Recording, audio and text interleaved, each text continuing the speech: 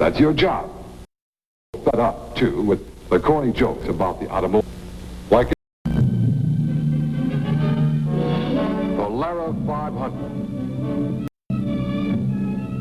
Cars you can sell and profit because they give John Doe what he wants for his and what he deserves.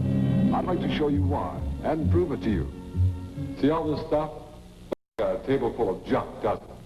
Well, I got it together to help you remember the new features and improvements that make the new lean breed of Dodge such great cars. Always helps me to remember when I have sort of a hook to hang things on. Maybe it'll help you too. All right, let's talk about what John Doe needs, wants, and should have in his car he's going to buy, and how your Dodge cars give it to him. Why the toy car? Let's take a look at the Auburn, a classic car. Compare this classic car with your new Dodge Dart. Notice the striking similarity in proportion. Long, sloping hood. Passenger compartment set well back on the body. Relatively short deck. A classic line. And lasting beauty. Lancer this classic continental look. It's a sporty and venturesome look, but it's a look of elegance too. And it reaches its peak of perfection in the classic luxury of the Polara 500, the most beautiful car on the road for 1962, going away. They say that styling's a matter of individual opinion. Well, perhaps that's true to a great extent, but I keep thinking of the Auburn and the other great classic cars. Perfect proportion, pleasing lines. And those proportions, those lines are here in modern styling in the new lean breed of Dodge. Yes, beauty is important to John Doe, but he wants a great deal more. He wants action. He wants a car that puts his back hard against the seat when he steps on the accelerator. But being John Doe, he wants to swap stories with his friends about how many miles he gets to a gallon. Impossible combination? Not for Dodge. This is a pair of track shoes. It illustrates a point about the 1962 breed of Dodge cars that's important to you and to John Doe. Action economy. When a sprinter gets ready for a race, he wears the lightest shoes that he can get. The less he has to carry, the faster he can run, and the less energy he uses. Dodge engineers set out to make certain that the 1962 Dodge cars wouldn't be handicapped by dead weight, to take the fat out, to keep the muscle in. The transmission alone lost 65 pounds, for example, when it was made more compact. Its housing, aluminum instead of iron. Yet, through modern design and production methods, nothing was lost but weight. We made sure of that by running the transmission through the equivalent of years of service on the dynamometer. Proved to ourselves that no matter how hard John Doe drove, he couldn't even come close to matching the test we gave this transmission. We know it's right for him. We did that with every part, every component. We got every possible ounce of weight out of these cars, and without sacrificing an ounce of toughness or ruggedness or strength. But we did something else, too. We kept the hot power plants we had in them and made them even hotter. We took the six-cylinder economy slant engine that was already the leader in the industry and made it even better, with closer tolerances, improved fuel filtering, flood-proof float needle valve, and other improvements. We designed a new powerful slant 6 with an aluminum block for the Lancer, a real bomb of an engine for the John Doe who wants that extra zest for the road. We took our V8s, already the envy of every other car builder in the business, already among the best performing gas-savingest engines built, and made them even better.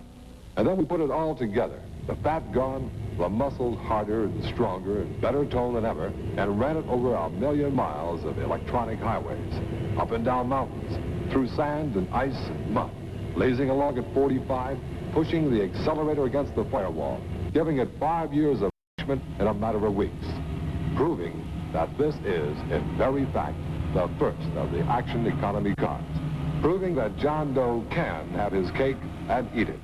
And he can have a car that jumps away from the start like a scalded cat, and handles like a sports car, and is so easy on gas you can hardly believe it. Action economy. That's not just a pat phrase. That's a new concept in cars. One that will have them all falling in line. If you've driven one, you know. Here's the hard-to-believe part of it. This means modern design gives you space. A minor miracle of engineering made it possible. Dodge engineers took out the dead weight, cut off the excess size, created a classic of styling, and somehow managed to keep comfortable passenger space, big luggage carrying capacity. Headroom, legroom, seat height, all the important comfort dimensions are equal to or better than last year's. And look how that transmission hump has gone down. That's just one more advantage of the lighter aluminum transmission. And that's true of all the new lean breed. Lancer, Dart, Polara 500. What more could John Doe ask? Action, economy, comfort. And there's more. You've seen this one before. And it's still the big difference, the big advantage in Dodge Ride. Torsion air, with torsion bars that soak up the bumps better than any spring ever devised for the front. Dodge still has the best suspension system going. You can tell by driving it. But we weren't satisfied with that. We twisted it harder and oftener than any John Doe who will ever drive it. We proved for you, for your prospect, that torsion air is still the ride to beat, and that nobody's close in 1962. Yes, this is still your edge. And it's better than ever this year. You know what this is? Sure you do. It's a pyramid. A model of one that has stood on the Egyptian desert since before the birth of Christ. Dependability, that's what this means. Dependability. And dependability means Dodge. It's truer in 1962 than ever before. Brakes that adjust themselves automatically every time John Doe backs his car. That keep themselves perfectly aligned, perfectly safe. And they're big, powerful brakes that stop him fast and straight. Sealed chassis joints that John Doe can drive for 32,000 miles, 3 years for the average driver before he has to have them greased. And then only at 4 points. A fully unitized body that's tougher, more rigid, quieter, tighter, and lighter. That makes the 1962 Dodge Lancer and Dart and Polara 500 the strongest cars in Dodge history. The most thorough, most effective rust-proofing in the business. Your 1962 Dodge cars will give John Doe years of service and stay beautiful. Some cars are dipped, some are sprayed.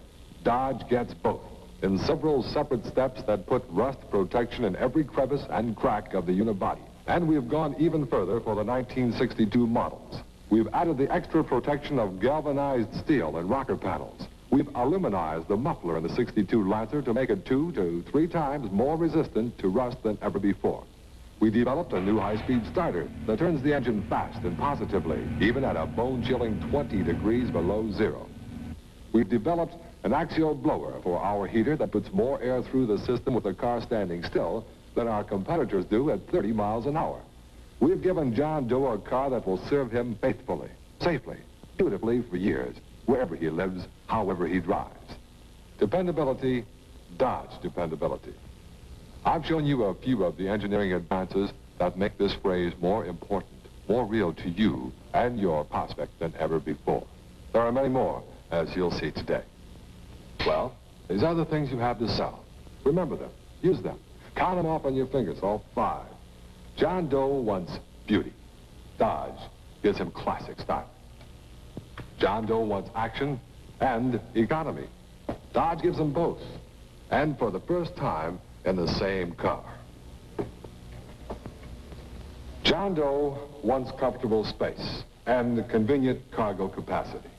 Dodge has managed to give him both in a lean, quick-handling, rakish car.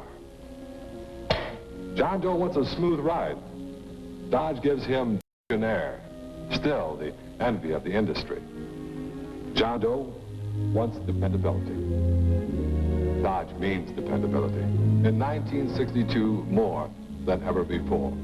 The new lean breed of Dodge, without exaggeration, and without hoopla, and without hokum, the finest cars Dodge has ever. Polara 500, Dart, Lancer.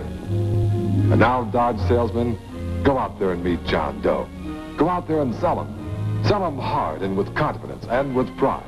Sell him knowing that if you make him a customer, you make him a friend.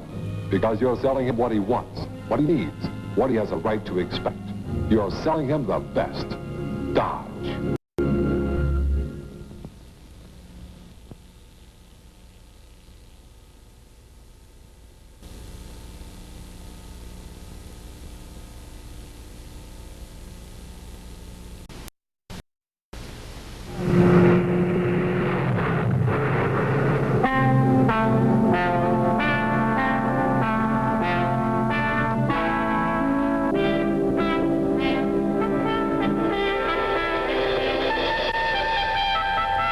This is Morgan Beatty on the subject of an idea that began with an engine.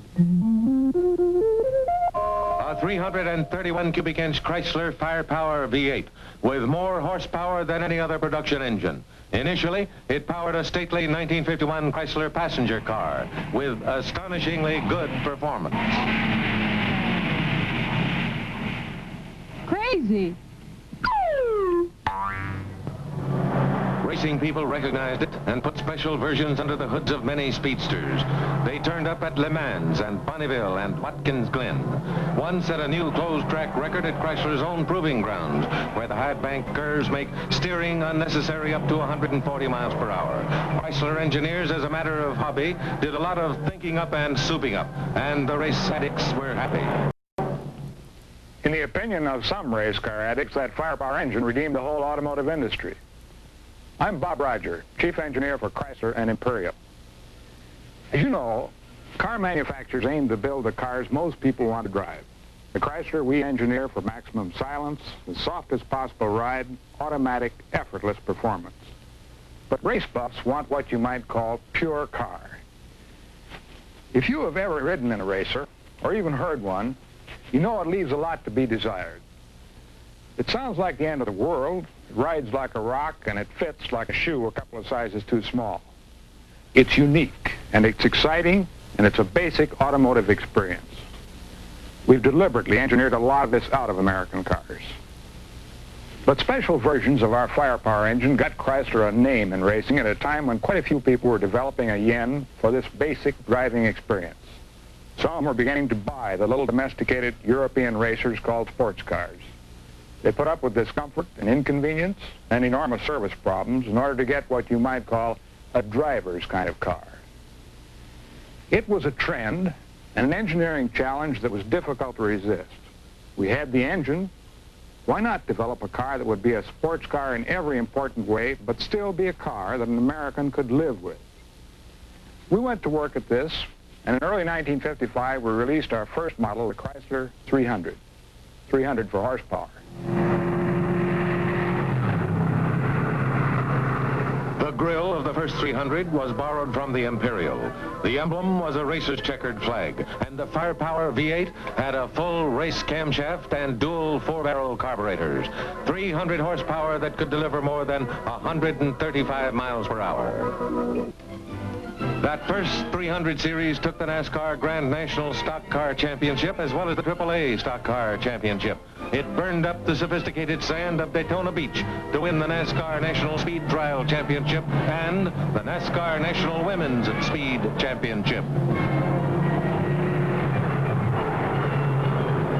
In single runs and competitive events, the 300 became a legend in its own roaring time, and the start of a venturesome revival in both the business and the hobby of cars that is still on the rise.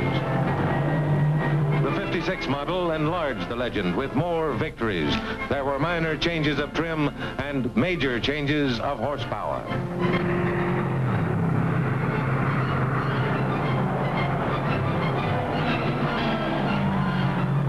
The 300B repeated most of the first 300's triumphs and added some new ones of its own.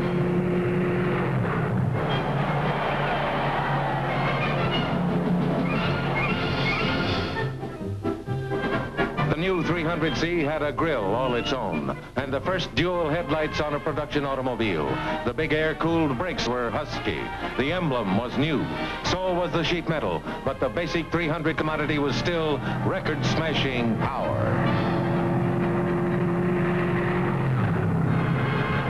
The 300C, as well as the D and others to follow, rode on front torsion bar suspension. If the front view of the sea was its most distinctive, the rear was still the one most motorists could see. The differences between the E and the F were more apparent, not only in styling, but in the resolute annual increase in acceleration and power. The F, for 1960, had the first standard bucket seats in the big car market, a central console, and a tachometer.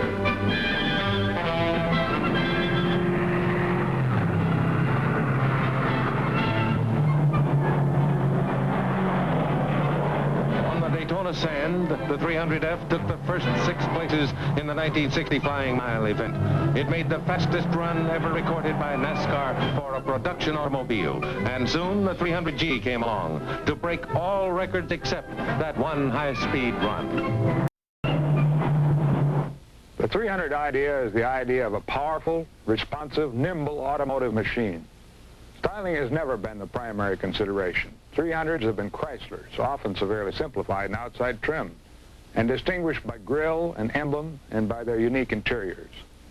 The 300 engineering hobby goes right on. So does the enthusiasm that gets to everybody who builds a 300 on the line. And the enthusiasm is still concentrated on the remarkable machinery of the 300. That's the way it's been each year. And that's the way it is with the new one for 62, the 300H.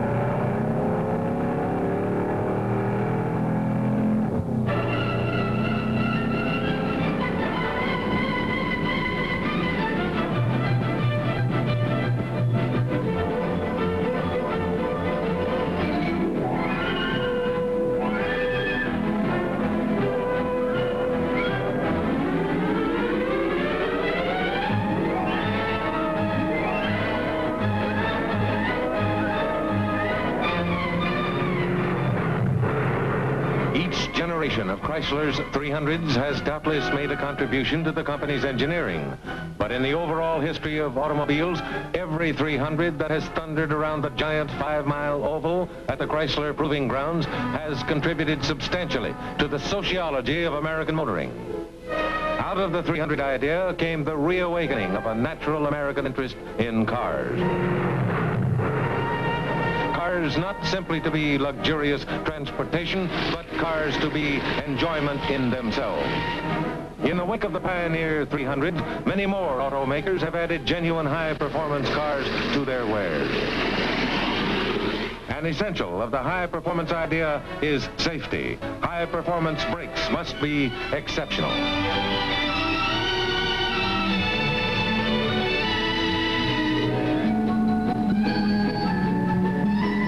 But the primary definition of high performance naturally isn't stop, but go.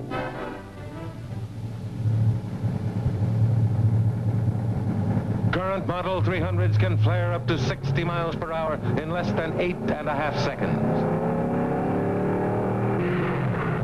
Steep inclines affect this kind of acceleration very little, and the year-to-year gains in torque and added takeoff have to be earned with always more tedious hours of engineering refinements.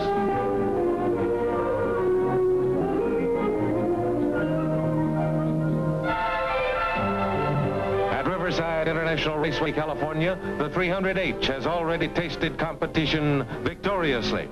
A specially supercharged model piloted by owner-driver Andy Granatelli set a world-class record for the half-mile drag, crossing the line at 134 and 32 100ths miles per hour.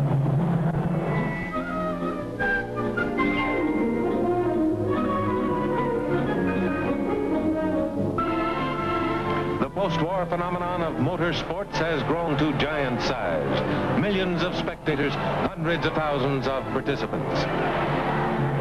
In times not generally good for magazine publishers, motor publications have a profitable readership over 10 million strong. In the auto industry, the enthusiastic engineers who design America's high-performance cars have become its most dedicated and vocal salesmen. You've seen 300 engineering in motion. There's more we're proud of. The engineered interior. This also is part of the main 300 idea. To engineer a car that is a sports car in every important respect, but American in size and comfort. These bucket seats, for example, are the most comfortable we've ever built. They cradle and support the body, and they don't trap you. This full-length console houses storage space, both front and rear, window lift controls and ashtrays for the rear passengers, and up here, window lift controls and ash receiver for the front. And of course, up front, a tachometer that is so important to high-performance cars.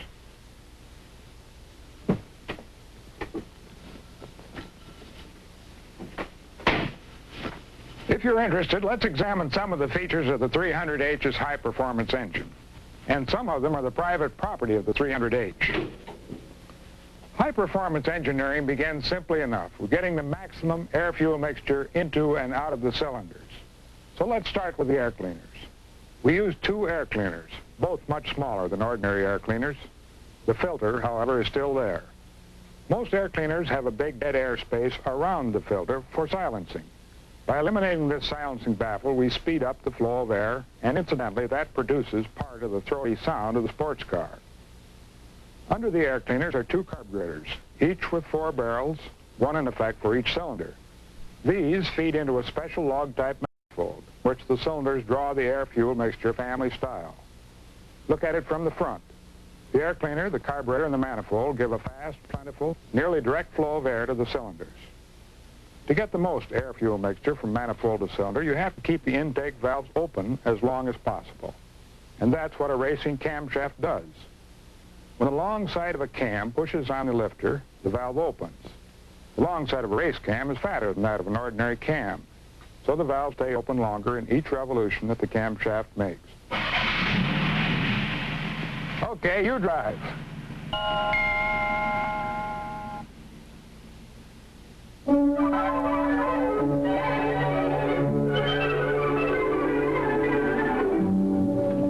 The opportunity to challenge the roads of any of the big automotive proving grounds is one reserved for test drivers. For them and their engineer passengers, it's great. The roads are deliberately and scientifically rugged and rigged with built-in bumps and curves that test primarily the cars, but incidentally, the drivers.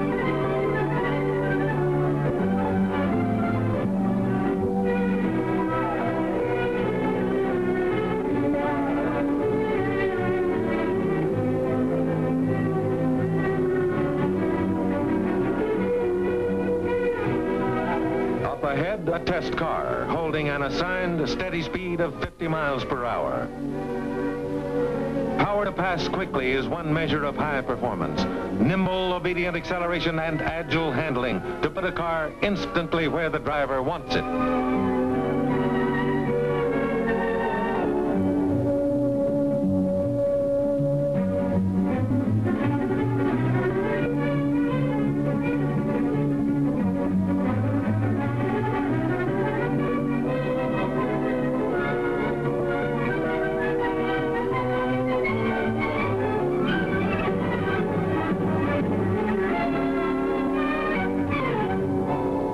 People occasionally ask us why we make the 300s, and that's a fair question.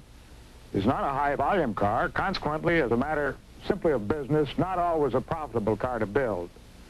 But we measure its importance to Chrysler and Imperial in some terms that are just as valuable as profit. We are a company built on engineering mastery. The 300 gives us an all-out engineering car. It has put real fire and spirit into the whole job we do with every line of Chryslers and Imperials. Now you've been driving or watching the 300 on our proving grounds, where with a little planning, anything goes safely.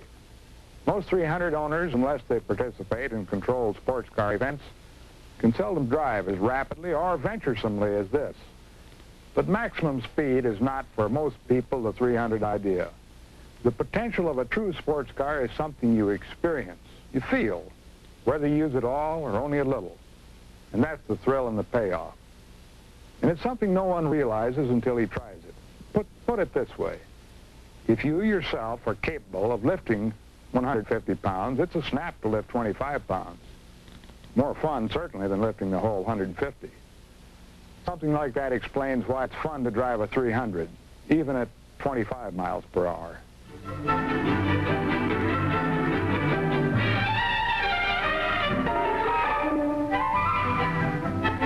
Most of the people who gravitate toward high-performance cars are, in a real sense, gourmets.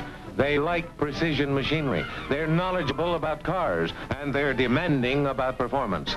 Speed that isn't tightly controlled is not something they like.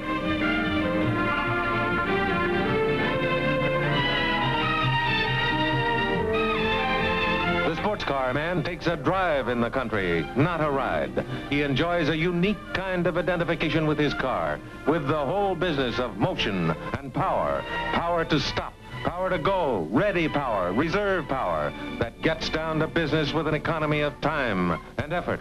If he drives in the country, the sounds of nature sing their prettiest over the rich, throaty obligato of his engine. He is apt to describe what he enjoys more as the unity of man and machine, the engine, the drivetrain, and the intimacy with which the sports kind of suspension connects all of this to the road. And if this kind of talk isn't clear when you first hear it, it apparently becomes clear when you experience it, because the number of high-performance owners grows with amazing speed. Historically, the boom in high performance goes back to one remarkable engine, and what has become, with the enthusiasm of some Chrysler engineers, the 300 idea.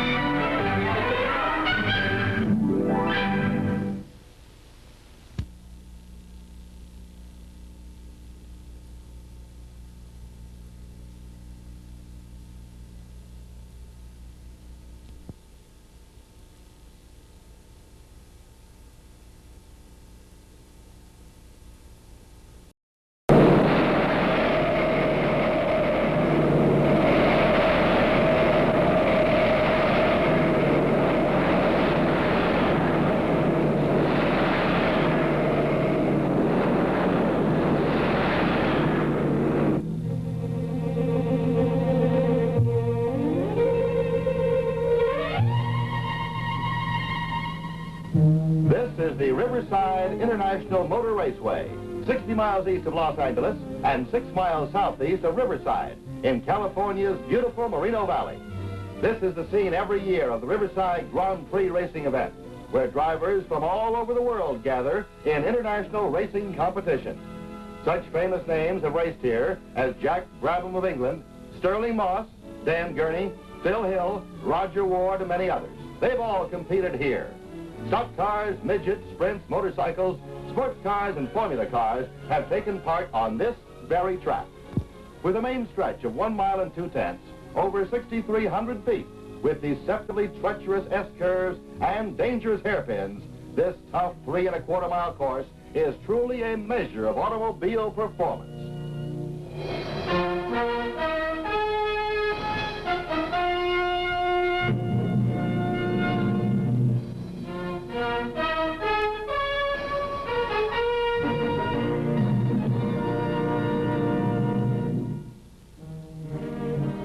Showdown at Riverside. You're about to see an on-the-spot film report of unusual automobile competition. 3 good cars in the low-price field pitted against each other in a contest of endurance, performance, handling, economy, and safety. You'll see for the first time in automobile history open competition among the Chevrolet, the Ford, and the Plymouth. Plymouth asked for this showdown and for good, impartial third-person test results. U.S. Testing Company, a nationally recognized independent organization with over 80 years of testing experience, agreed to sanction the competition, but with conditions. U.S. Testing was to have sole responsibility for all testing procedures and judging, under the supervision of Noel Schwartz, U.S. Testing's Director of Research. Plymouth agreed. U.S. Testing was to supply the cars used in the showdown, cars to be equipped only with manufacturer's advertised standard equipment, and as most people buy cars, with standard V8 engine, automatic transmission, radio, heater, and of course, safety belts. Impala, Galaxy 500, and Fury were to be purchased by U.S. Testing directly from Chevrolet, Ford, and Plymouth dealers. Plymouth agreed. U.S. Testing was to supply drivers for the contest, all professionals with experience at stock car tracks all over the country. Plymouth agreed. And U.S. Testing chose Clem Proctor, whose 12 years of racing include sports car drag records, 2 sports car Grand Prix events, and the Darlington 500. Leroy Newmeyer, who has set 16 separate American and international speed records at courses that include Bonneville Flats. And Parnelli Jones, named Indianapolis Speedway Rookie of the Year for 1961, when he led the race for 27 laps and finished in 12th place.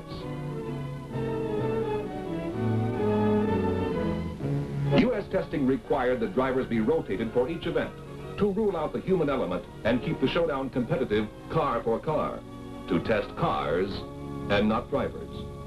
Plymouth agreed. And U.S. testing insisted, once the showdown started, Plymouth would just have to take its chances. Plymouth agreed. And now, to introduce this series of 11 competitive events, and for his running commentary in this Auto Olympics, here at trackside is Sid Collins, the voice of the famous Indianapolis 500-mile race. We're getting ready now for the very first event in this showdown at Riverside, the 0 to 60 drag.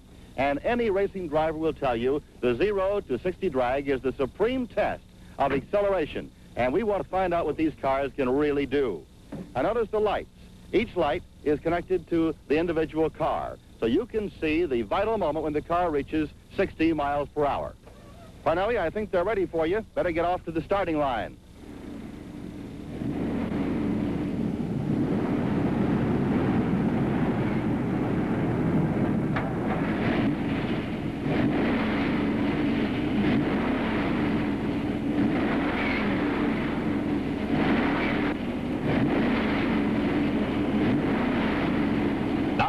For the start. And they're off. Let's put the drivers holding gas pedals down hard all the way. In the stretch, watch the light. There's the Plymouth reaching 60 first, followed by Chevrolet and Ford in that order. For the official U.S. testing company results, it's Plymouth Fury accelerating from 0 to 60 in 10 and 400 seconds. Chevrolet Impala in 13 and 5600 seconds, and Ford Galaxy 500 in 15 and 3800 seconds. So as the officials get ready to change drivers, it's a Plymouth victory in this first showdown event. But there are 10 more to go. Time now for the quarter mile here in the backstretch at Riverside Raceway. A chance to demonstrate getaway power and speed. It's all out from a standing start. And of course, the first car across the finish line will win. The cars are lined up and the race is on. Plymouth off like a jackrabbit, leading the six starting plays of red, white, and blue color past us over the finish line. And so the Plymouth Fury wins the quarter mile in 17 and 6900 seconds, with a top speed of 77 and 63 miles per hour, a second and a half sooner and 7.5 miles an hour faster than the second place Chevrolet Impala. Performance that's a tribute to Plymouth's power and the fast breakaway of its transmission. Ford Galaxy 500 is third in 20 and 4900 seconds, and with a top speed of 67 and 0.10 miles per hour. It's 2 out of 11 for Plymouth, but the cars still have a long way to go. We've moved to this big parking lot just behind Riverside Raceway's pit area for our next event. It's called Go, Stop, and Park. It's exactly what the name implies. It's an obstacle run to determine how well the Ford, the Chevrolet, and the Plymouth perform in simulated traffic situations. Each of the cars makes a sharp left out of the start, snakes its way through a serpentine of barrels, turns tight corners, makes several complete stops, parallel parks from both right and left, backs and fills, makes a tough small radius 180-degree turn, goes through a whole series of maneuverability and handling tests. Yes, this was a race against time for each car, but you can appreciate what a test this is of a driver's skill, as well as of handling and maneuverability. So the winner of the event was determined by total time plus added time for penalties, such as hitting pylons, incomplete stops, improper parking, and so on. Judges at several vantage points watch like hawks for driver errors.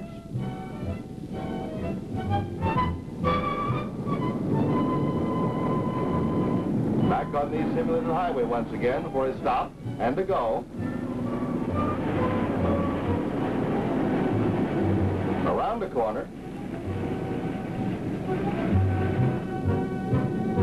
Backs up, goes forward just as you do on the city streets. A test of cars moving and handling, and of course the driver's skill.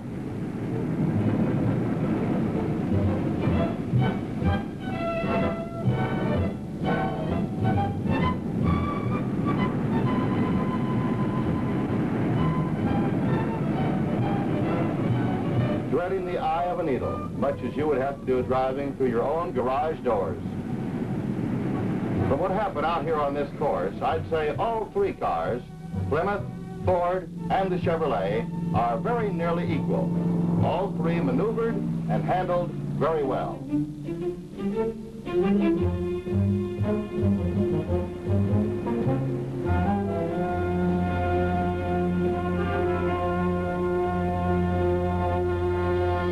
Now for the official results. After penalties for all three cars were taken into account on adjusted time, Galaxy had its first victory, running the Go, Stop, Park course in 3 minutes, 8 3/10 seconds. Fury is second in 3 minutes, 11 seconds, and the Impala third in 3 minutes and 19 seconds.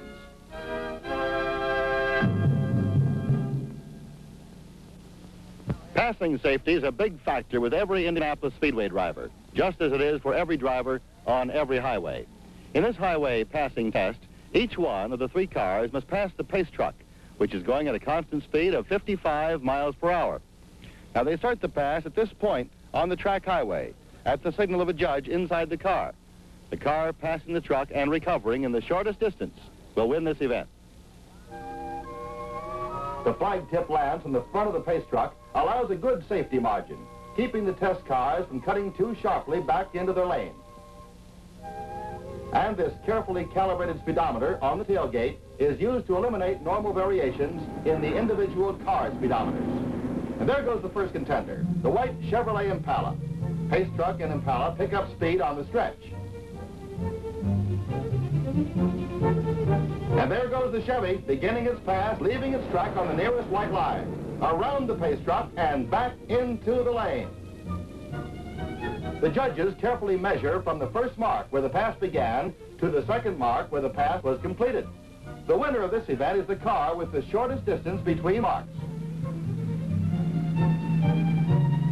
And here's the Blue Galaxy, 47, 52, 55 miles an hour up to cruising speed, and there he goes, skimming alongside, close enough to see the U.S. testing judge inside the car. He's over, back into his lane. Now the Fury is down the chute, transmission kicking into gear, moving out, and there's the pass, and a fast, safe recovery. Plymouth Fury is the winner, completing the 55-mile-an-hour passing test in 633 feet. With faster breakaway of its standard 3-speed transmission and a big reserve of power, Plymouth passed 39 feet, over 2 car lengths sooner than the second-place Chevrolet, and 68 feet, 4 car lengths sooner than the Ford, proving the safety of Plymouth's faster acceleration for the average driver, particularly in emergency passing situations on the highway. Now let's see how the Ford, the Chevrolet, and the Plymouth do in the city traffic passing test. It isn't enough for a car to be able to pass safely at high speeds. Safe passing is every bit as important for any driver in city traffic, too. The Ford is first, and in this event, the only thing that's different is that the pace truck cruises at 35 miles per hour. And it's a completed pass for the Ford in 303 feet. The Chevrolet begins its 35 mile per hour run. He's across the white line, around the pace truck, and back into line in 341 feet. Now the red Fury. He passes, whips back across the line to win this event with a pass completed in 269 feet. 269 feet for Plymouth. So Plymouth passed 34 feet sooner than Ford, 72 feet sooner than Chevrolet in the city traffic passing test. You've been in tight passing spots. you know what just one car length of extra room can mean. And Plymouth passed in 2 car lengths less than Galaxy and 4 car lengths less than Chevrolet. It's interesting that Ford and Chevrolet have reversed positions in these passing events. Of the two, Chevrolet evidently has greater passing ability at high speeds, Ford in the lower passing range. Most cars are limited to good passing ability at one end of the range or the other. Plymouth just proved it excels in both ranges. Now it's the standing kilometer down Riverside's famous backstretch. It's fast from the start, down the straightaway, and first over the finish line to win this internationally known racing event. No series of overall performance trials will be complete without an event of this kind to demonstrate acceleration over a long distance to speeds well above normal cruising. The cars are ready, and it's a drag start through the timing hour. Fury builds up a considerable lead from the start. Fury holds it, then extends it. Extends that lead tremendously and first over the finish line, getting the checkered flag way in front of the other 2 contenders. 33 10 seconds at a top speed of 93.38 miles an hour for the Fury. Nearly 3.5 seconds and 9 miles per hour faster than the second place Impala. The Galaxy 500 is third at 38 and 31 seconds. Top speed, 82 and 15 miles per hour. So, victory in the standing kilometer points to Plymouth's all-out performance, not only for short bursts, but over greater distances as well.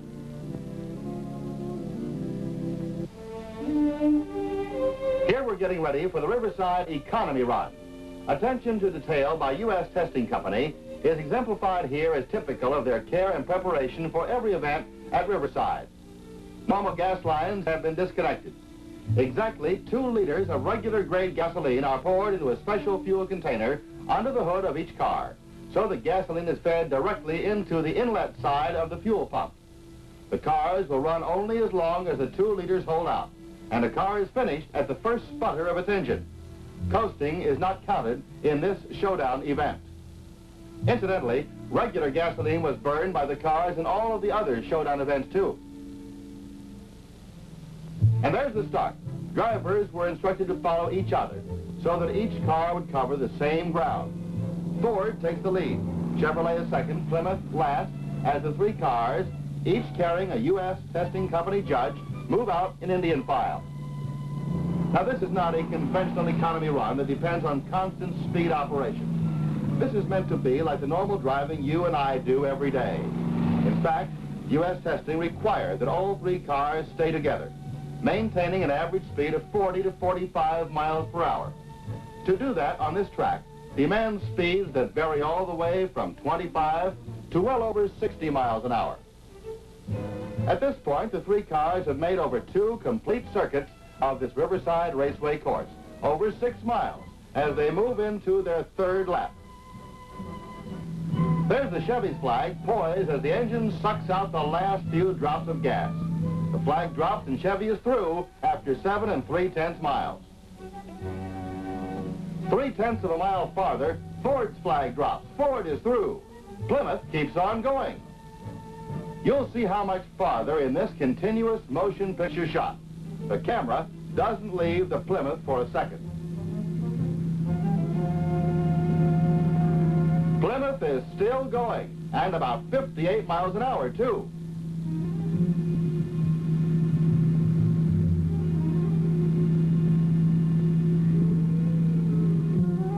The Plymouth is still going. Half a mile farther than the Ford already, and the Red Fury is still going strong. I've always heard the performance has to be sacrificed to get economy, but this car really has both. 1 mile, and still no sign of a sputter. I must admit, I don't know how it's done, but it's pretty obvious that the Plymouth design is unusually efficient to have acceleration and speed plus economy. 1.25 miles, and look at it go. Keep your eyes peeled for that white flag when the judge drops it out the window. That will be the signal. 1.5 miles, The engine's still running a mile and a half past the Ford. Watch for the white flag. And there it is. There's the winner of the economy run. Plymouth. And 7/10 surveyed miles ahead of the second place Ford and 2 miles ahead of the Chevrolet. That puts Plymouth way ahead in economy. 17 62/100 miles per gallon. The Ford was second at 14 36/100 miles per gallon, and the Chevrolet last at 13.90 miles per gallon. And that, my friends, economy. Not at a constant speed, but an average speed of over 41 miles an hour. And that means Plymouth delivers about 65 more miles per tank full than the Ford, and about 74 miles per tank full than the Chevrolet. Coming up now is the 8th event in the showdown at Riverside, the uphill drag. We're all waiting tensely for the starter's flag and for the drivers to sprint from a standing start to the top of this hill. This grade averages 12%, which is a maximum standard for hills on a highway. Drivers are getting into their cars. They're all set to go. There's the starter's flag, and the drivers really stand on it. They're on the hill. They dig into the soft ground, kick up giant rooster tails of dust and sand, and the Chevrolet Impala pulls ahead. And the Chevy first victory. Ford second, Plymouth third.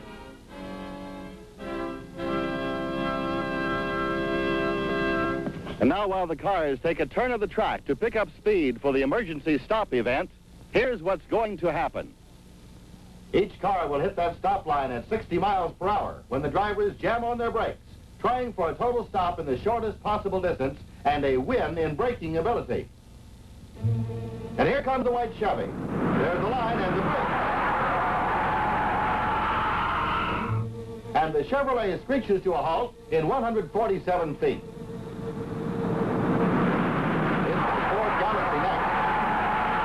In a haze of burning rubber, stopping in 143 feet. Now over the line, it's the Red Fury. A victory stop in 139 3/10 feet.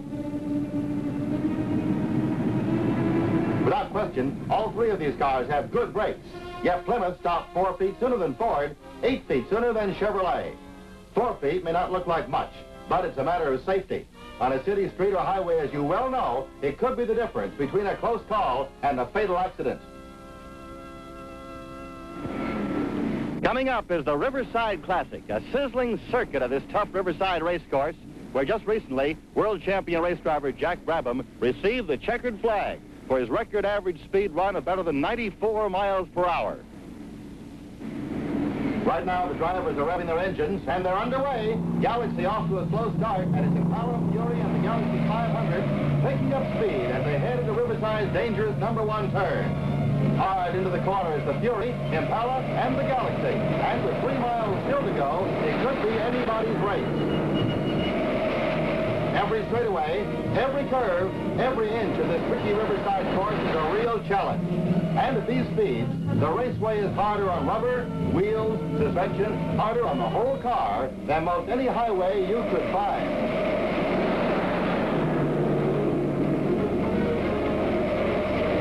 This is treacherous terrain, a real test for cars' endurance and maneuverability.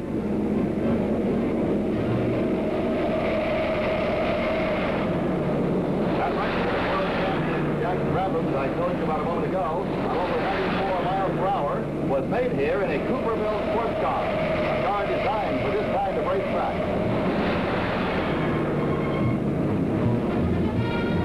What a beating those chassis and suspensions are taking. There's a car fish-tailing into the corner.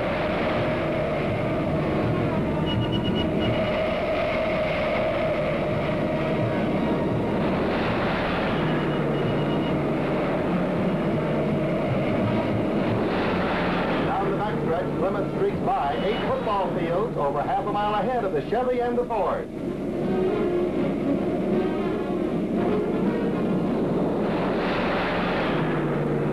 And the Plymouth Fury is first over the finish line. Chevrolet Impala and the Ford Galaxy 500 as they come up to the line in a real blanket finish. Barely one tick of the clock apart. The official results are posted. Plymouth Fury, the winner, with an elapsed time of 2 minutes, 51 and 7600 seconds. Average speed, 68 and 2300 miles per hour. Galaxy 500 second, an elapsed time of 3 minutes, 2 and 7600 seconds, an average speed of 64 and 800 miles per hour.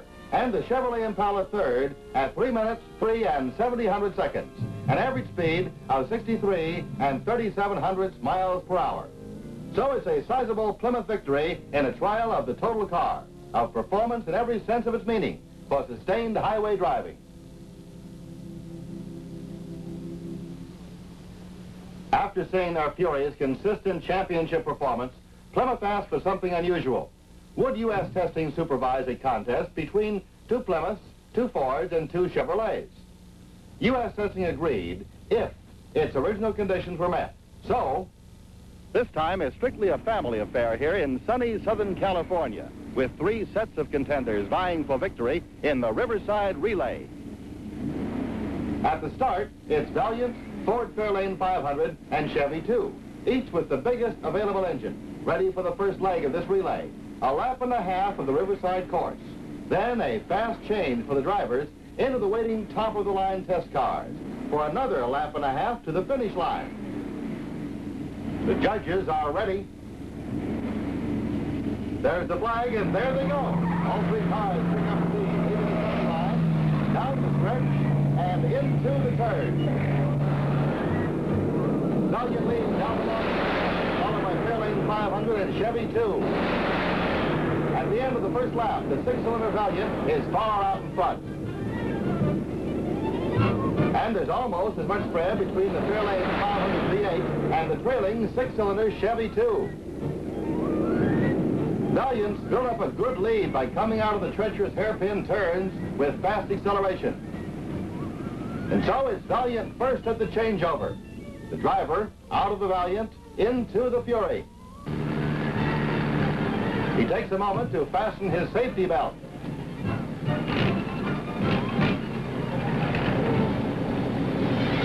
And he's away.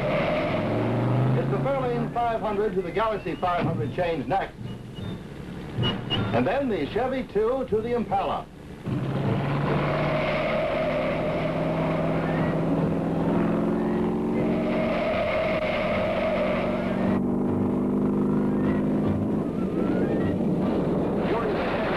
To go. Galaxy and Impala, bumper to bumper.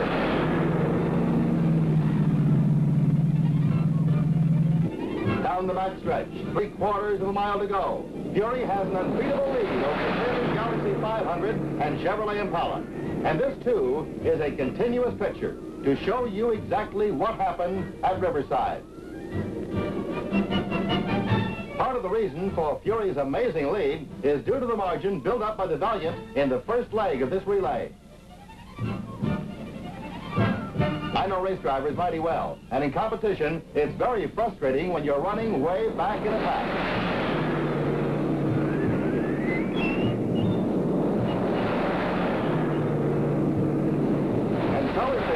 Victory for Plymouth in the Riverside Relay, with Valiant and Fury sharing the honors over the second place Ford and the third place Chevrolet teams.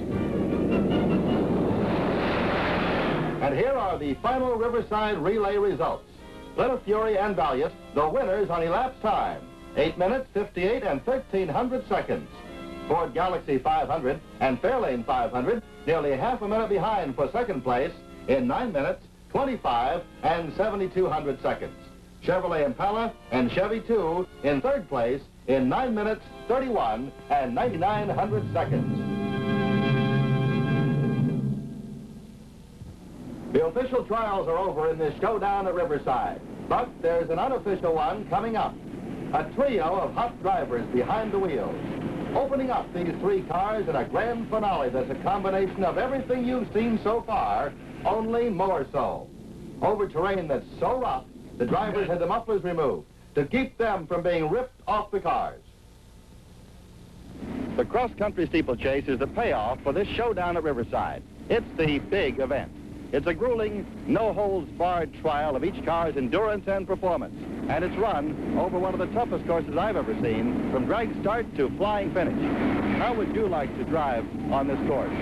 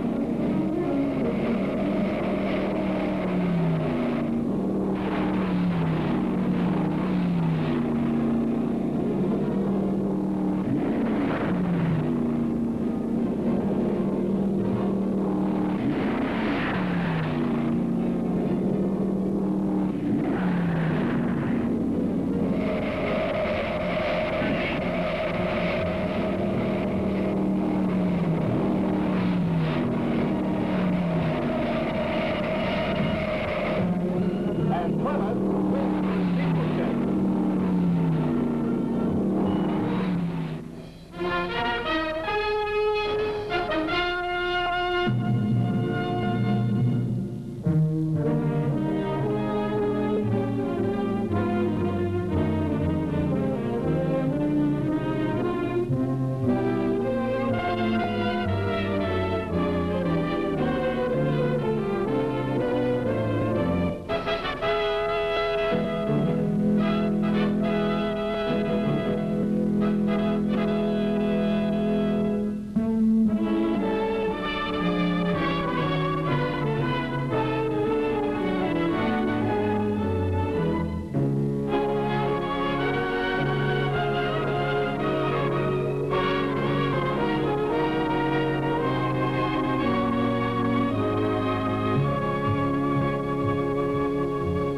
Plymouth got its showdown. against its competitors in the carefully controlled open event sanctioned trials at Riverside. Plymouth was first in acceleration, first in passing safety, first in economy, first in braking safety, first in speed, first in overall handling and performance. In this much tougher than average series of events, Plymouth proved what it already knew, that Plymouth cars are more than a match for competition and have a healthy margin of extra performance for normal driving. With a unique combination of many things, quick response of the Torque Flight automatic transmission, durability of its unibody construction, elimination of excess weight, and the power, performance, and economy of its engine, Plymouth is indeed a champion. With everything about the car contributing to an ideal balance of performance and driving characteristics, here's the undisputed winner of the showdown at Riverside, the 1962 Plymouth, the greatest Plymouth ever built.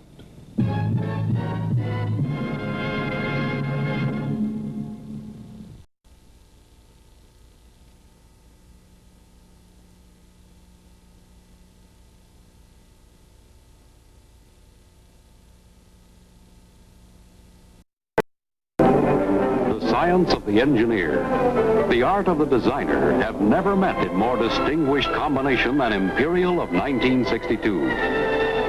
Shaped and engineered to sophisticated splendor, modern and timeless, Imperial of 1962.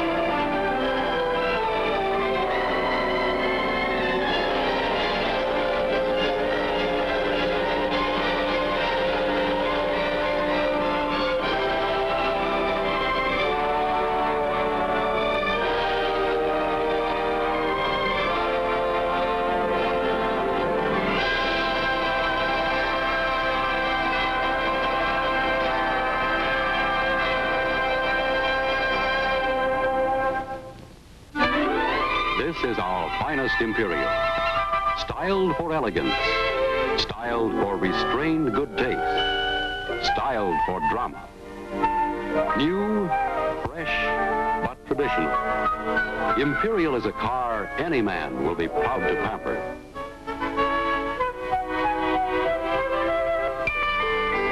The gun-sight tail lights that have always meant Imperial are a part of the long, level look of 1962. Moldings that crown the straight rear quarter panels sweep downward beneath the deck opening.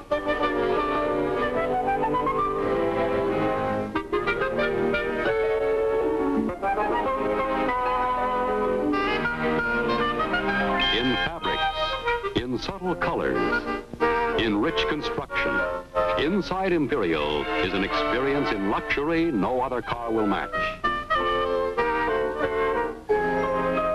Will motivate Imperial's buyer. The knowledge that what Imperial has is real, but where other talk and claims may end, Imperial goes on with demonstrable differences that will always thrill the first-time driver and the long-time owner. A man who knows, who enjoys cars, will look forward always to the next opportunity to drive. For half the pride and pleasure of Imperial is found behind the wheel. This is the LeBaron four-door hardtop. And this is the Crown. In the luxury car marketplace, women may admire and aspire and desire. But the decision to buy is ordinarily a man's. And Imperial's designed with masculine good taste in mind. Beneath the Imperial Eagle that tops its hood, the broad, bold grille sections, and Imperial's distinctive freestanding headlamps stand poised in the look of powerful readiness.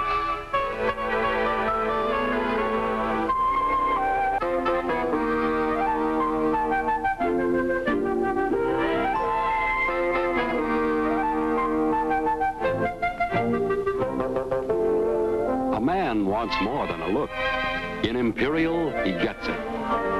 He wants his luxury with power, and he gets it.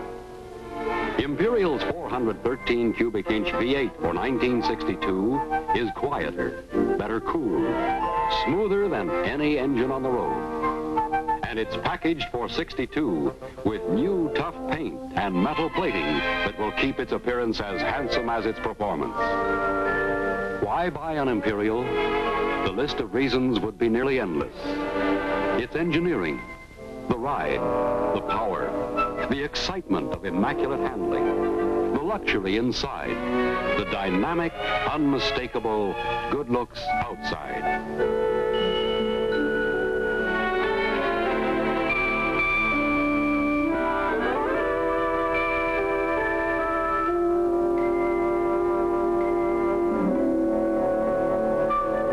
When man meets Imperial in the 1962 marketplace, really meets Imperial and gets acquainted, man will buy.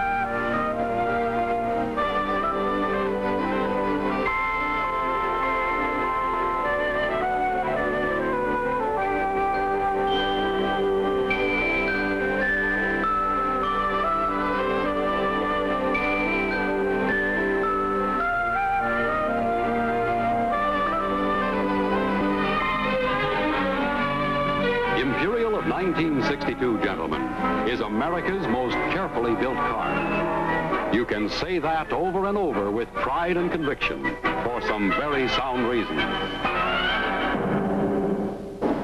I'm going to build the best damn Imperials you've ever sold.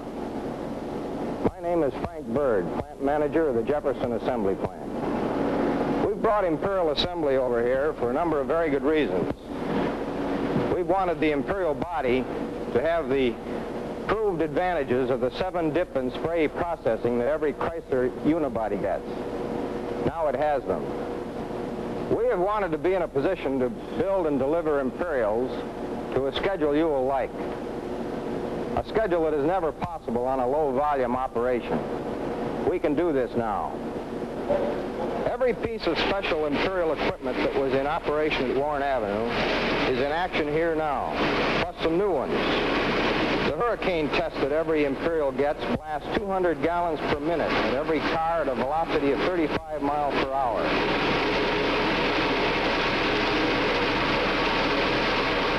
We've not only added to the sophisticated equipment we've designed for building Imperials, but we have given every single man who works on the car an education in building it. I don't mean only foreman training on the line. This is important too. I mean classroom training, specialized and detailed, taught by experts. This has been a series of some 26 classes held mostly on paid overtime periods. Our people are good at building Imperials. They know what they are doing and why, and I might add they are proud of it. Now on this business of quality, we've built over 1,300 Imperials in this 1961 build-out, and we've challenged and checked these cars every inch of the way. We are building a car with the most mature engineering in the world behind it. We know it cold. So I'm not going out on a limb when I say that the best cars that have ever been built are the Imperials you'll be selling.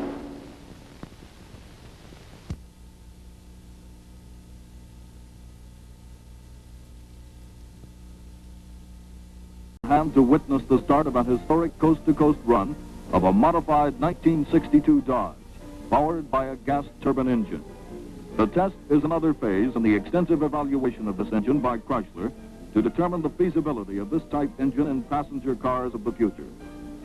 A team of Chrysler research engineers, headed by George Hubner Jr., Executive Engineer Research, will attempt the 3,000-mile run scheduled to end in Los Angeles on New Year's Eve. Let's join them for this trip in a turbine.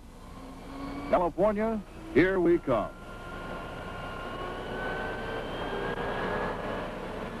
We're out of the heavy New York traffic and through the tunnel on the approach to the New Jersey Turnpike for the first leg of our journey. We pick up our ticket and move out.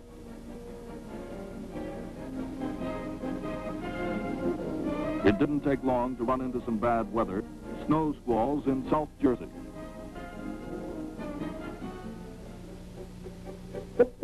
Our first fuel stop is at Willow Grove, Pennsylvania, on the Pennsylvania Turnpike. The turbine takes on a full load of diesel fuel. One of the many different fuels we'll burn in the next 4.5 days. Thursday, December 28th, second day. Back onto the Ohio Turnpike after a short overnight stop in Toledo, where we arrived about 2 a.m., covering the 600 miles from New York in a little over 12 hours. This turbine can really move. It was close to zero when we left at 7 a.m., and it never really warmed up. But it made no difference to our smoothly operating turbine. Sign ahead, Indiana, 34 miles away. Wonder how much snow they have out there. One consolation, it couldn't get much worse. We skirted around Chicago in mid-morning and picked up famed Route 66 as we turned south for the first time into Illinois. The destination tonight is Rolla, Missouri, still a long way off. We're averaging about 52 miles per hour. Not bad under these conditions.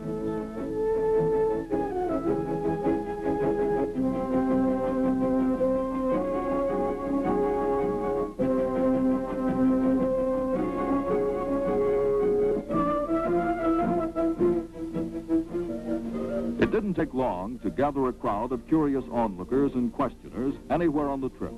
When we stopped for lunch in Springfield, Illinois, the owner called up all his friends and invited them over for a special showing.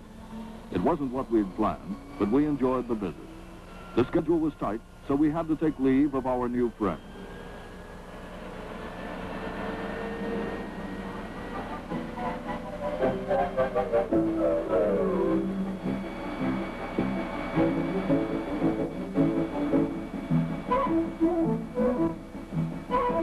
The steady hum of the turbine engine lulls us as the snow-covered slopes of southern Illinois and Missouri roll by with monotonous ease.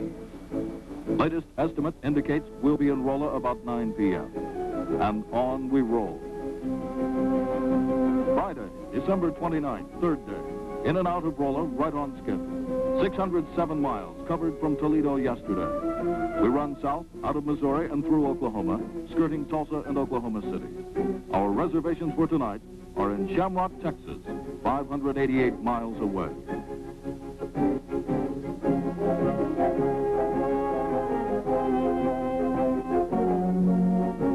Saturday, December 30th, fourth day.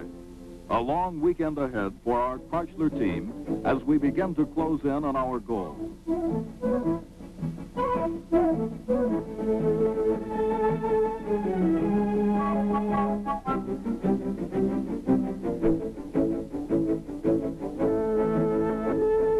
The snows are temporarily behind us as we head into the dusty, sage-strewn country of West Texas and New Mexico. But only temporarily, as we begin the gradual ascent into the high country and up to the Continental Divide. We're past Albuquerque, elevation almost 5,000 feet. No ill effects on the engine. We can see snow all around us on the mountains, but the roads are clear so we can make good time and enjoy the beauty of the Rocky Mountain scenery. We're not alone. The heavily laden trucks don't slow us down as our turbine dart gets out and around quickly, climbing ever upward. Sunday, December 31st, fifth day. The temperature was 17 below zero as we got ready to leave Holbrook, Arizona on the final leg of our trip. Our air-cooled turbo dart kicks right off and pulls out to lead the way to the coast.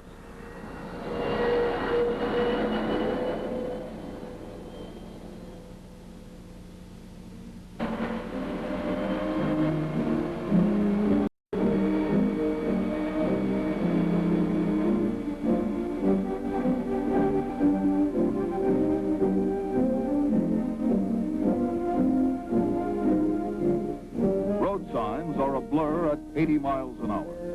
Still a long way to go and no time to waste.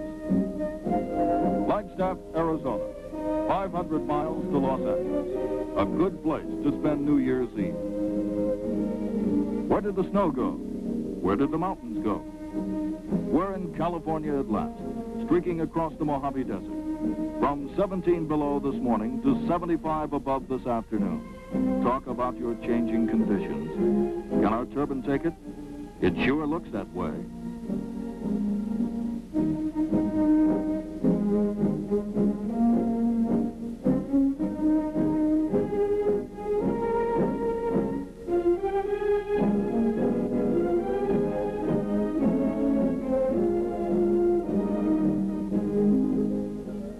Our last fuel stop out in the desert, where we fill up with JP4 jet fuel. The turbine will burn practically anything that can flow through a pipe, from perfume to peanut oil. Combustion is complete. The exhaust is cool and clean. There is no carbon monoxide, no unburned carbon, nothing to make smog. Time and distance are running out. Route 66 soon loses itself in the sea.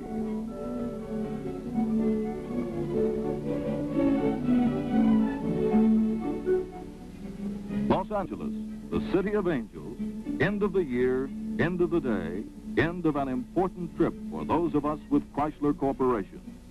Over 3,000 miles from Central Park in 4.5 days without a mishap. 3 days later, after a rest for the team and a bath for the Turbo Dart, the Los Angeles press are given a chance to look at and ride in this amazing new automobile with an engine that has only 1/5 as many parts as the reciprocating engine. One spark plug, no antifreeze, and never needs an oil change. It starts with ease and performs equally well in all kinds of weather on almost any kind of fuel. Take it away.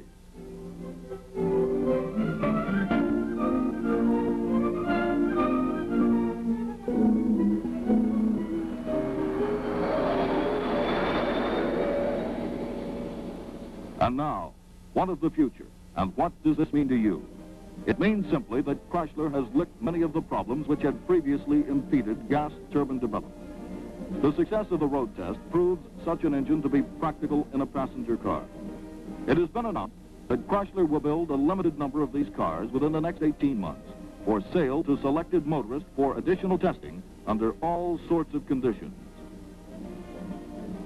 At this time, a rigorous analysis of manufacturing processes and costs is being conducted in Detroit, while consumer reaction and interest is being tested and evaluated in selected major markets.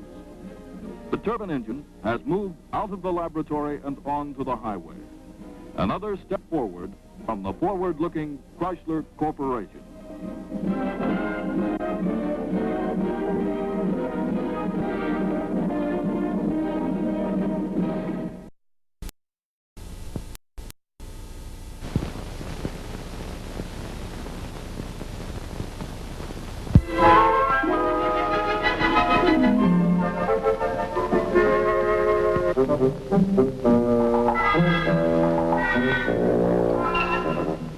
What do I think of the new Plymouth?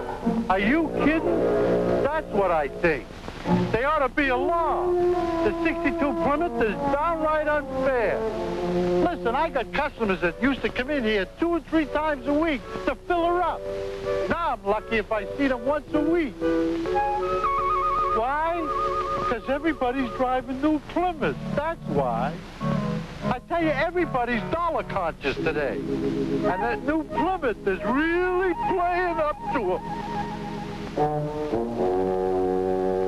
Some guy the other day told me he gets 40 miles to a gallon of regular with his standard 6.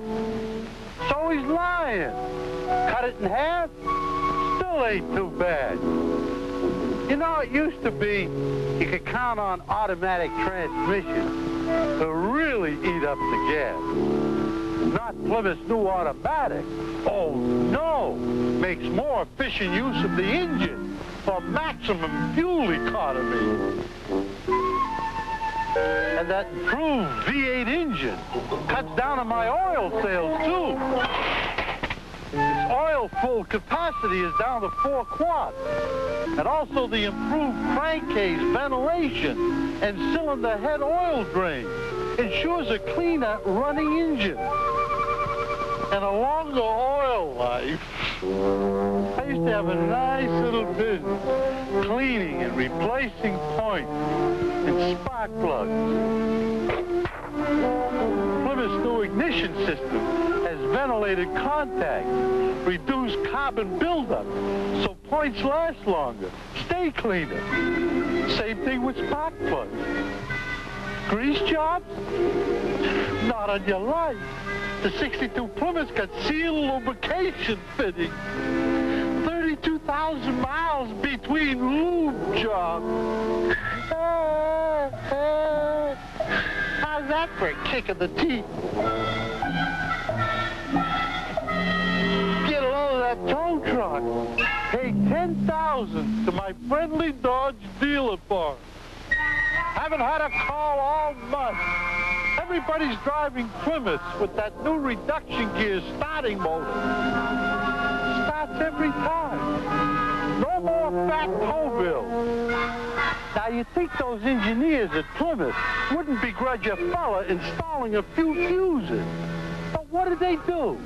They put a fuse box right under the dashboard so anybody can find a bad fuse and replace it themselves. No more brake adjustment. No siree. Not for 62 Plymouth customers. They got automatic brake adjustment. All I have to do is back up and stop, and the brake adjusts itself. And for free, too.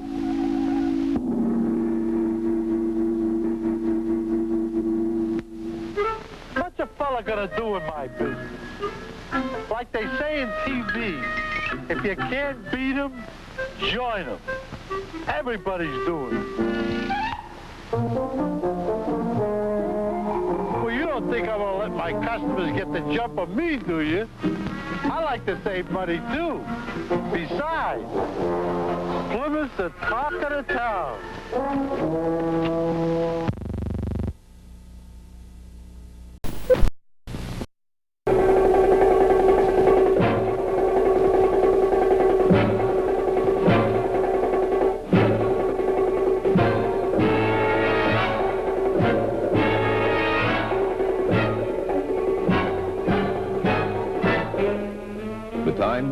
Early 1962, a historic meeting of 3 popular American cars in a series of control tests of total car performance, of overall economy, handling, and safety.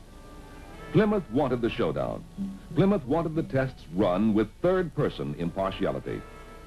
Plymouth agreed to conditions demanded by United States Testing Company, an independent testing organization. And when the dust had settled, the 1962 Plymouth was the winner in 8 out of 10 of the rigidly controlled tests. Would the record hold? The superiorities continue in the new model year? How good are the 1963 models? Chevrolet, Ford, and Plymouth? For the answers, this is Return to Riverside.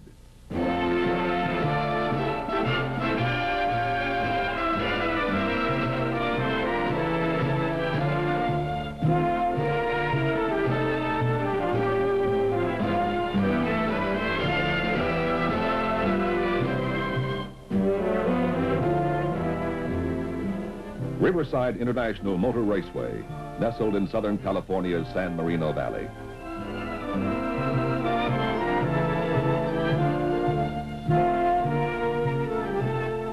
Again, Plymouth asked for the competition. Again, an independent outsider made the rules. Nationwide Consumer Testing Institute, a division of United States Testing Company. Nationwide Consumer Testing agreed to sanction the tests and certify results only if Plymouth kept hands off.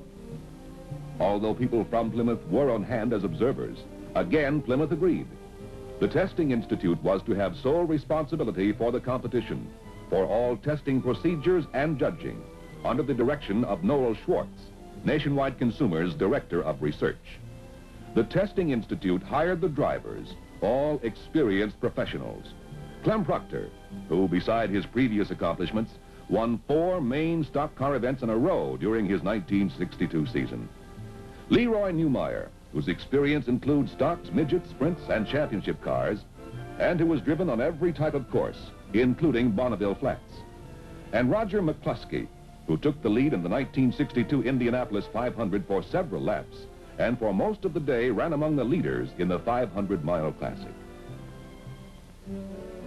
The Testing Institute bought the cars directly from dealerships, as most people buy them. Plymouth Fury, Ford Galaxy 500, and Chevrolet Impala, equipped only with manufacturers' advertised equipment. Safety belts, radio, heater, power steering, lowest cost automatic transmission, and standard V8 engine. Bigger power plants, of course, are available for all 3 cars as extra cost options. But for the tests, each car is equipped with its standard V8 engine. And throughout the series, Testing Institute mechanics were to keep those engines tuned to factory specifications. Again, this is to be a contest of performance, not just of speed, but of economy and handling and safety as well. This is a contest of performance in the broad sense, with every part of each machine contributing in a car's bid for overall superiority. Camera crews are standing by in the air and on the ground to record this return to Riverside. And for an expert commentary in this automotive decathlon, here at the Riverside International Motor Raceway is Sid Collins, who for 15 years has been the chief announcer for the Indianapolis 500. Sid Collins. It's great to be back in California for this return to Riverside. Noel Schwartz alongside me has some gentlemen working for him during the events. Noel, we'd like to meet some of your supervisors. Sure, Sid. Here's Larry Dalen, our Los Angeles branch manager. Louis Hansberger, our director of special events. Roy Reed, our chief mechanic. And you have many others working on the team, too, haven't you? Yes, Sid, we've got about 30 people here on the track. Well, I think we're set to go with our first event, the 0 to 60 drag. And this competition features, of course, our 1963 Plymouth, Ford, and Chevrolet. It's a true and simple test of acceleration. I'd like to know, first of all, if I can, Noel, what these lights are going to do. Are they going to be changed or the same as we had in the 1962 event? They're the same as we had in 1962, Sid. They're connected to indicate precisely when the car reaches 60 miles an hour. Oh, we're set to go. Let's move the drivers into the car. You take it, Louis. Gentlemen, thank you very much. And as we say at Indianapolis, gentlemen, start your engines. The starter makes a final check. Drivers are ready. The flag is up, whips down, and all 3 cars wide open. Watch for the lights. There's the Plymouth, 60 miles per hour. Plymouth, the winner of this first test in the return to Riverside, hitting the 60-mile-an-hour mark in 11 and 9900 seconds, followed by Chevrolet and Ford. Plymouth draws first blood, but there's still 9 more tests to go. Now we're getting ready for the quarter mile down the back straightaway here at Riverside. This is an event very well known to professional drivers everywhere. And here is Roger McCluskey, who's driven all sorts of activity in this profession of his. In fact, he led the Indianapolis 500 for a while last May. Roger, why do you think the quarter mile is such an important test for a car? Well, Sid, this acceleration test for a quarter of a mile puts a tremendous load on all the moving parts in the automobile, such as the crank, the rods, the pistons, and the engine itself. The transmission takes a terrible beating as you're upshifting down through the grade. The rear axles, the U-joints, the prop shaft, everything takes an awful beating. Your foot is right on the floor all the way, isn't it? That's right. It really wrings them out. Thank you, Roger, and good luck to you in the event. Other drivers are waiting for you. You know, in competition, the old unsolved question about which wins, the car or the driver, has never been solved. But in this series of events, only the car is what counts. The effect of a driver is nullified by the rotation of the drivers. Now, Roger's all set, and so are the other boys. The track is clear, and the starter is ready. And there we go. Plymouth Fury and Impala streak off together from the start, leaving Galaxy 500 to bring up the rear. Impala has a slight lead, but the Fury picks it up, stretches it out to a half a car length, and still is gaining. And Plymouth leads the way across the finish line to win the quarter mile in 18 and 400 seconds, with a top speed of 75 and 25 miles per hour. The Chevy Impala is a close second, trailed by the third-place Galaxy 500. So it's now 2 out of 2 for Plymouth, with 8 more chances for these cars to prove how good they are. Here's a test of handling and maneuverability in this third event at Riverside, Go, Stop, Park. Now, this is one event that the 1962 Plymouth did not win, and we're all anxious to find out if history will repeat itself or not with the 1963 test cars. This is a race against time. Drivers weave their cars skillfully and as fast as they dare down the side of the course, where hitting a barrel is an error. Then back up the center lane. Back in to park in a space that might be marked by meters on your own city street.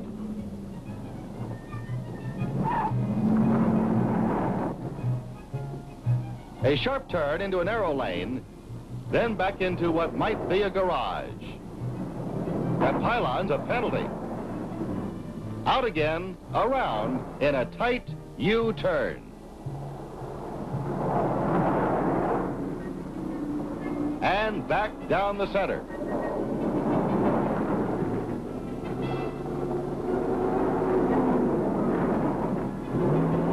On the last leg, the car maneuvers through an offset that takes quick steering response.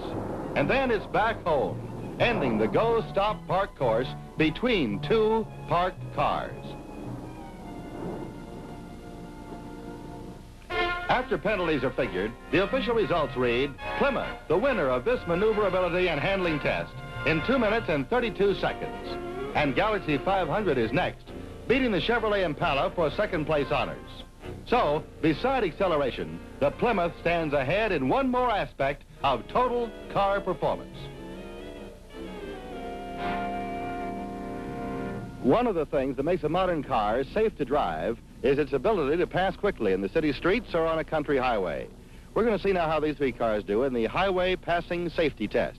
Noel, how is this test conducted? Sid, each car follows a pace truck into a passing zone at a constant rate of speed, 55 miles an hour.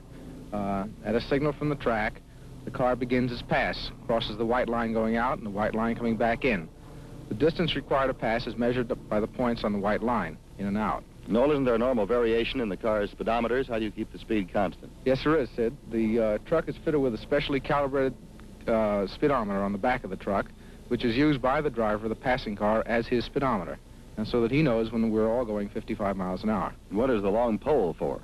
The long pole is just to set a safe passing distance. That prevents the driver from cutting back in too quickly, and thus possibly resulting in an accident. Thank you, Noel, very much. Right. Okay, let's move the truck out.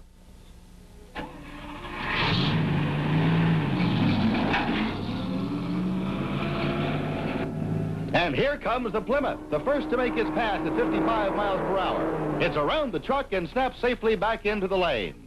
The distance for the pass is measured by a surveyor's tape stretched between the marks left by the car's left front wheel as it crossed the white line going into and out of the passing lane. The white Galaxy 500 is next. Picks up speed, left wheel crosses the line, the car shoots past the pace truck and the safety margin of the flagpole, and he's back across the white line. Now it's the blue Impala to make its attempt. Following the pace truck at 55, he's out, there's the pass, and Impala's over the line back into his own lane. It's the red Plymouth Fury passing fastest and most safely in 462 feet.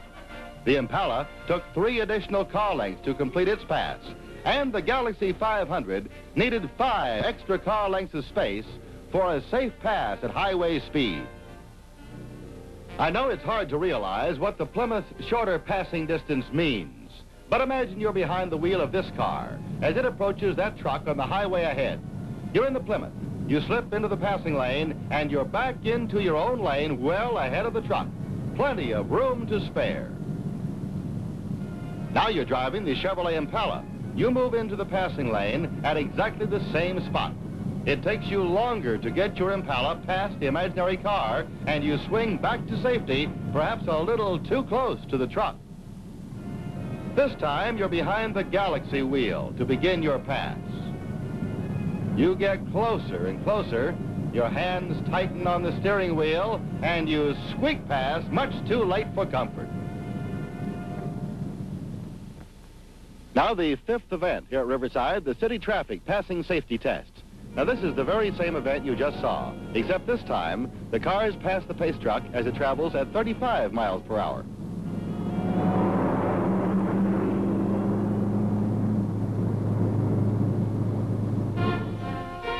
And for the official results, it's another victory for Plymouth. A completed pass in 278 feet. The Chevrolet Impala, a very close second, passing in 279 feet in this city traffic passing safety test. And the Ford Galaxy is last, making its pass in 305 feet. So it's now 5 out of 5 for the Plymouth Fury, with 5 more events to go for these 1963 test cars. Timing devices are being reset now because we've moved the starting line back to its new position for the standing kilometer. As a competitive event, the kilometer is better known in Europe than in the United States. But it's the 6th event here at Riverside for the Ford, the Chevrolet, and the Plymouth. One of our professional drivers, Clem Proctor, on hand. And Clem, I know you've earned more than one record in sports car drags. I wonder if you'd tell us how the kilometer stacks up as a test of cars' performance and everything. What's it prove? Well, Sid, I believe that the kilometer test is greater test than the quarter because it requires the maximum effort from the complete powertrain just to get there faster than the other car. You're using every bit the car has to get there. You have to go to way above average speeds, don't you? Right, above average highway speeds in the kilometer. And the whole car is used then, not just first and second gear. Puts the test then on the engine and the transmission, kind of a power team operation. Right, the whole, from the engine to the back, everything is used in this test. Thanks, Clem, and good luck to you in this event. Thank you. All right, Clem, line up. Let's go.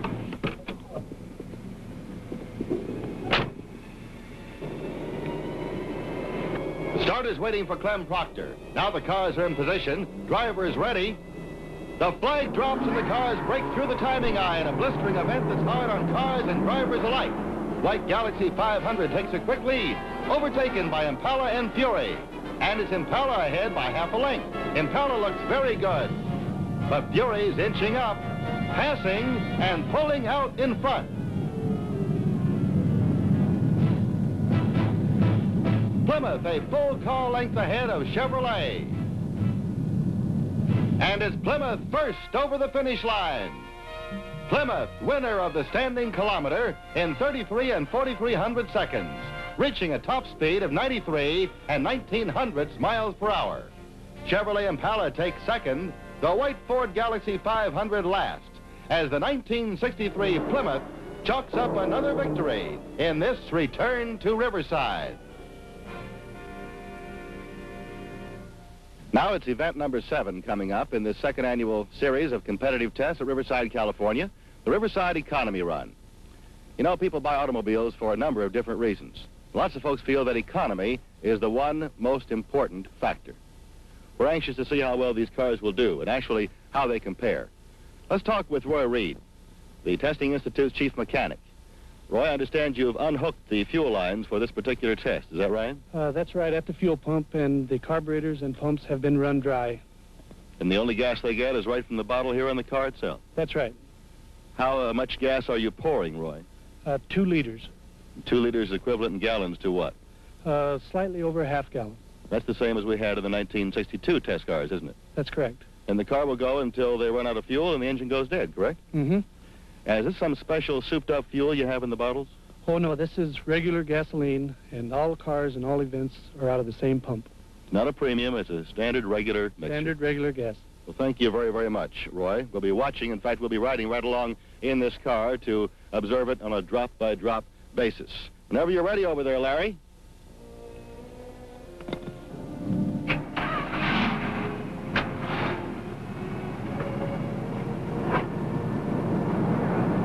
Plymouth gets the starter's signal.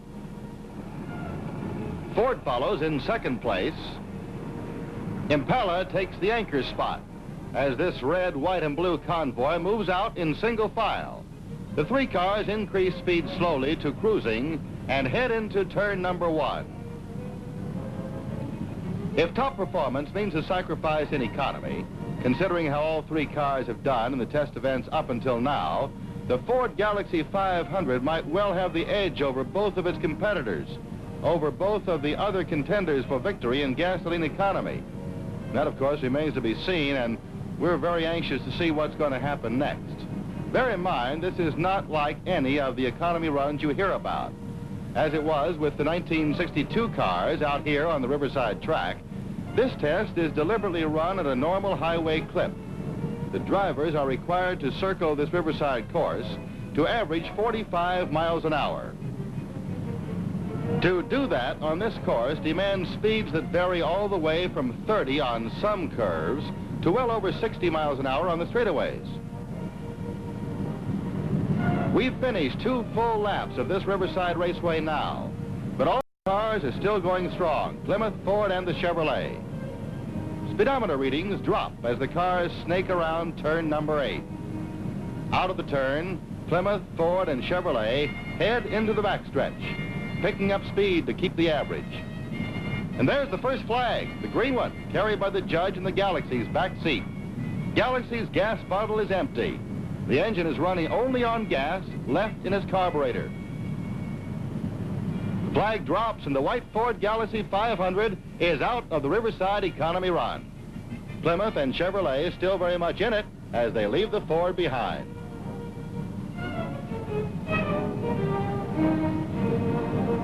The cars make their best time on Riverside's flat, level backstretch, holding steady at something over 60 miles per hour.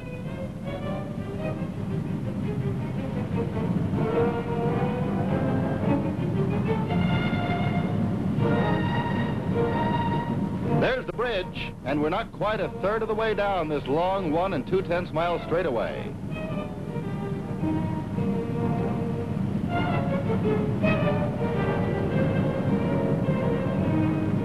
There's the Impala's flag. It's out, the carburetor feeding the last little drop of fuel to the Chevy's engine. And the royal blue Impala drops by the wayside, leaving the red Plymouth Fury alone on the track. How much longer can it go?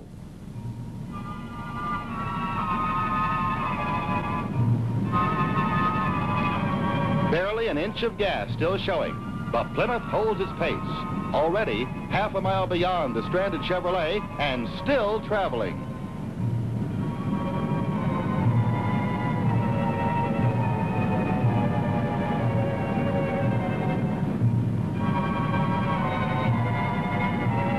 Still traveling. We're watching for the flag. Now into the wide sweep of Riverside's turn number 9. This turn is designed for sports car speeds up to as high as 100 miles an hour. But in this economy run, the Fury speed is half that.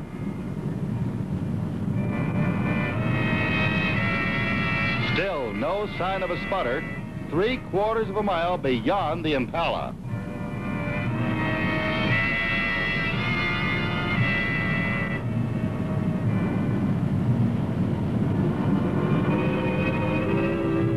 Coming down the home stretch to complete 3 full laps of the Riverside circuit, and Plymouth is still going. It's still going. We're watching for the flag.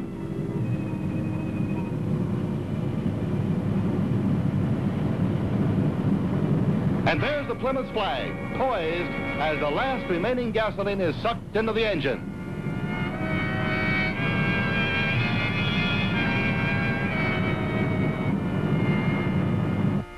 And Plymouth Fury wins the economy run. Its engine dead, almost 1 full surveyed mile past the Chevrolet Impala.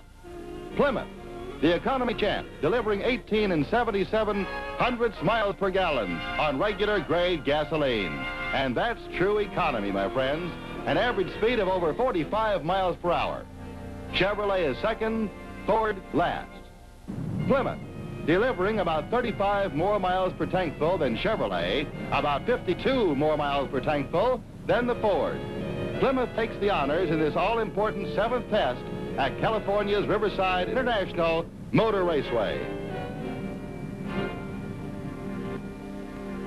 The drivers have now changed cars for this next event at Riverside. It's a short one, but it's a tough one of the toughest of the whole series. In fact, the other event that Plymouth lost in 1962. It's the uphill drag with all 3 cars going from a standing start up a hill that's just as steep as any you'll find on any highway. But this one isn't paved. It's nothing but chuck holes, bumps, fine gravel, and soft desert sand all the way to the top. Now, this is something unusual, even for these drivers who have experience on dirt tracks. Now they're ready, and there's the green flag. Those drivers really stand on it, bounce across the road onto the spine-cracking ruts of the hill. Soft ground grips the spinning wheels. Engines whine in protest. The three cars race a huge cloud of desert dust right to the finish line. At the top, it's a repeat win for Chevrolet. Impala wins this event for the second straight year. Plymouth is second, improving its 1962 position in this event. Ford Galaxy is last, with only 2 more tests remaining in the return to Riverside. It's the emergency stop next on the agenda here at Riverside, California. The cars are at the far end of this long backstretch, awaiting the starter's signal to send them down toward us. They will start, gather speed, hold at 60 miles an hour until they reach this line. Then the drivers will slam their brakes all the way to the floor to demonstrate each car's stopping ability and safety in an emergency. Here they come. Brakes!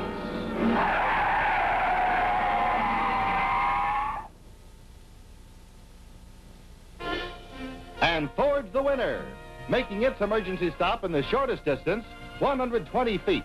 Plymouth Fury second, slamming to a halt in 125 feet. Chevrolet Impala last, taking 133 feet to complete its emergency stop. Now we're about to run the Riverside Classic with our 1963 model test cars. This Classic is one complete circuit of the 3 1/4 mile Riverside Raceway course. This is not an oval like the Indianapolis Motor Speedway. It's an exciting, exacting combination of straightaways and 9 different turns. In fact, international sports car drivers say it's one of the stiffest possible courses in all the world.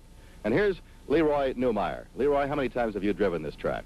Oh, hundreds, maybe 1,000 times I've been around it. You know the track pretty well then, don't you? By now I do, yes. What do you think it is that makes this track a particularly tough test of a machine? Well, I think one of the roughest parts is the S's up here. We got where you come up through the S's like this, Sid, and as you're going up it, you're getting the suspension going like this in your chassis, and if you don't have a good suspension, why, you're going to light out of the ballpark somewhere. Now, one of those turns is particularly acute and difficult, isn't it? Yeah, that's turn 6. That's when we run a 180. You come up to it, and then you make a hard right turn up there, and there's where you have to shift down into low gear so you can get out of the corner fast, and if you don't have a good one, it'll be out of it. Then you have to get the transmission to accelerate fast to get back into the straightaway again. Right, Sid, right. And what about the straightaway tests themselves? Well, now, our back straightaway here is a little longer than usual, so you get the engine unstrung pretty far, so if you don't have a good one, why, you'll shake it out of there. You feel kind of frustrated then if you have a bad one and the event's just underway. Oh, man, yes. Because you can blow one apart. Right now. Well, then they're right when they say that Riverside Raceway is a supreme test. Well, Sid, I've never driven in Europe, but this is about as rough a track as I've been on. All right, Leroy, let's go over the starting line. They're waiting for you, Leroy, so good luck to you. Thank you, watch Sid. you at this event. Thank you.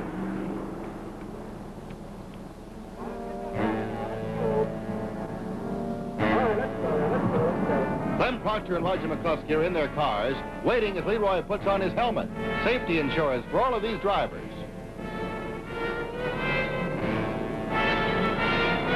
Now we're all set.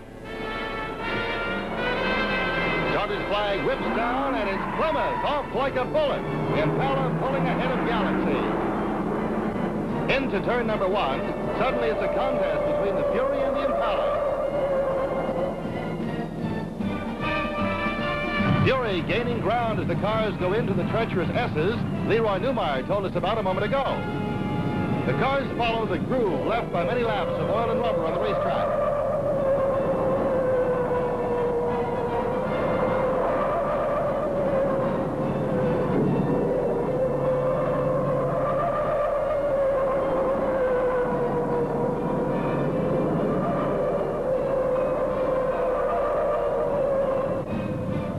Plymouth leads the way down this short stretch to turn number 7. Beyond the rise, it's a wicked one.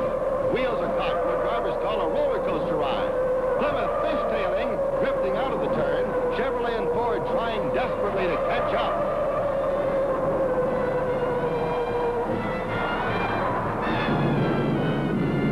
The Red Fury hits turn number 8 hard and fast, but quietly. Drifts out, tortured tires scream.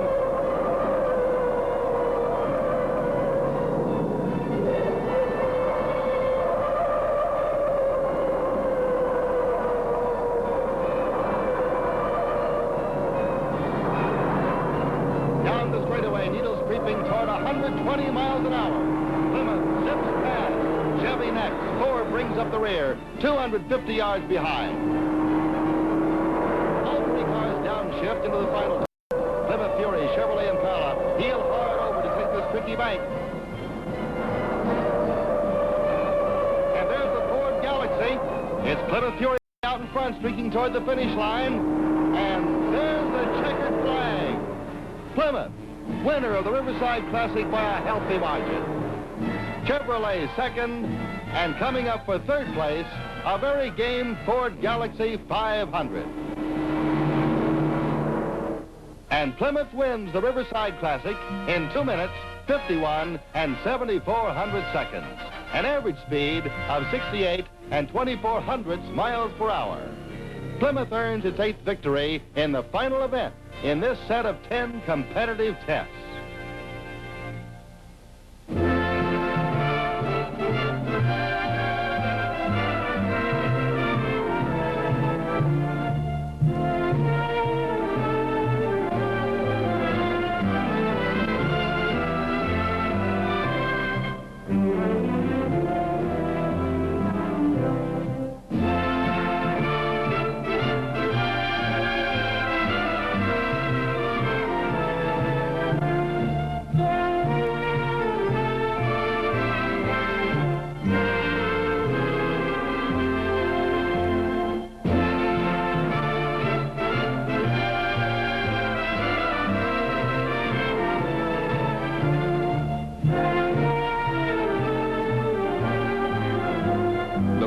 Stands. In its triumphant return to Riverside, Plymouth proved that its superiorities do continue in the new model year. Ford and Chevrolet, both are good cars. But for the second straight year, Riverside proved that Plymouth is a better car, a better combination of all the things that constitute an automobile's abilities, its personality, and its behavior. Again, Plymouth proved itself to be a better total. Plymouth went beyond the adequacies required of normal driving, showing itself more than competent to meet the exacting demands of the tests at Riverside. Possessing in ideal proportions all of the characteristics of a champion, the 1963 Plymouth is, without question, a Plymouth on the move.